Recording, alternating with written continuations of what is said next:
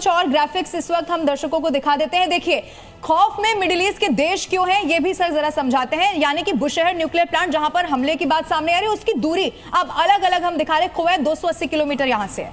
देखिए, ना केवल आप इसको मैं देखिए, अगर बुशहर और ये अगर ईरान है और ये आपका हॉर्मूज है, ठीक है, राइट, तो यहीं पर ओमान है, यहाँ पर यूएई है, यहाँ पर सऊदी है, ठीक है। अब आप सोच लीजिए, ये मैंने 5 कंट्री तो आपको यहीं गिना दिए जो असर में आएंगे। इसीलिए हम उसी डिस्टेंस के साथ देखिए, सीरिया अब ये 1200 किलोमीटर। ये उस तरफ इसलिए है क्योंकि ये जो बुशहर है ये टुवर्ड्स दी वेस्ट है, इसलिए इसका इफेक्ट इस साइड और ज्यादा बढ़ जाएगा। ओके, तो यानी कि इधर ज्यादा इसका इफेक्ट आप कह रहे होगा। तो फिर ओमान उस तरफ, यानी कि ये जो देश है 600 किलोमीटर, ओमान ये रहा आपके सामने, हाँ। ये रहा ओमान, तो ये इसका असर यहाँ जरूर आएगा। सऊदी पर 100% आएगा, यूएई के ऊपर गारंटेड आएगा।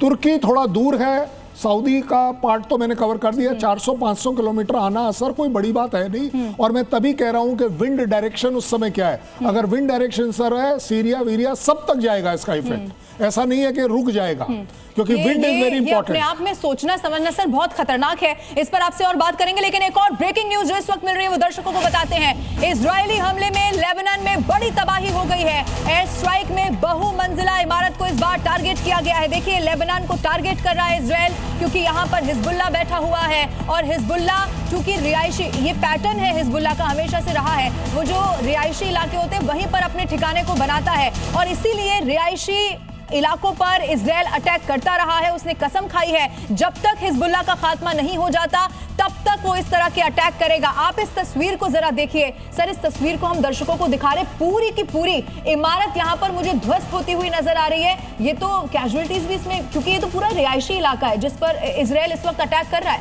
नहीं, देखिए, ये हिजबुल्ला का हमेशा से हो रहा है ऑपरेटिंग तरीका कि वो लिटानी नदी से नॉर्थवर्ड, दैट इज लेबनान वाली साइड में जो रिहायशी एरियाज हैं, इसके अंदर अपने हेडक्वार्टर्स रखता है। अब अगर आप इस पिक्चर पर ध्यान दें, ना बाएं वाली बिल्डिंग गिरी, ना दाहिने वाली, ना पीछे वाली।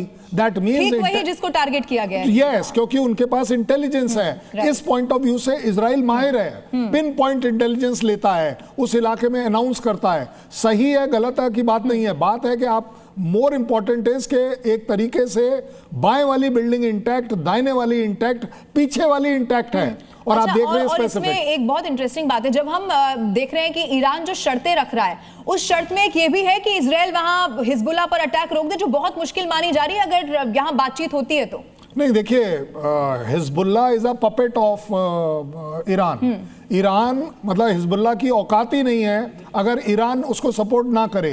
वेपन का सपोर्ट है, $700 बिलियन का सपोर्ट है, हुतीज को भी सपोर्ट है, हमास को भी सपोर्ट है, ये तो जग जाहिर है। और इस समय उसको मालूम है कि अगर कहीं कोई आप युद्ध विराम की बातें कर रहे हैं जो, तो उसमें उसको हिजबुल्ला लेना पड़ेगा। इस शर्त से तो लग रहा है ईरान को पीछे हटना पड़ेगा, यानी कि उसकी शर्तें मान रहे हैं ट्रंप, लेकिन इस शर्त से तो उसको पीछे हटना पड़ेगा। अगर वो ये चाहता है कि इजराइल लेबनान पर हमला बंद कर दे, तो मुझे नहीं लगता कि ये इन तस्वीरों को देखने के बाद होने वाला है। इजराइल नहीं रुकने वाला। इजराइल इनफैक्ट जैसे जैसे नजदीक आती जाएगी, कोई अगर टॉक्स या कोई पॉसिबिलिटी है अगर सीज फायर की, तो आप देखेंगे कि इजराइल और तेजी से हिजबुल्ला पर अटैक करेगा। उसके 2 एनिमी हैं as far as Israel is concerned. एक है हिजबुल्ला जो नेबलॉन साइड में है, और दूसरा है न्यूक्लियर प्लांट्स जो कि ईरान के हैं। क्योंकि ये दोनों चीजों की अगर दुश्मनी है तो इजराइल के लिए सबसे बड़ी दुश्मनी। लेकिन उन्हीं न्यूक्लियर प्लांट्स को अटैक करके, जैसा हम दर्शकों को दिखा भी रहे हैं, और ये बहुत इंपॉर्टेंट है इसीलिए हम इस पे बार बार बात करें, जैसा आपने कहा, 2 अगर इजराइल के दुश्मन है,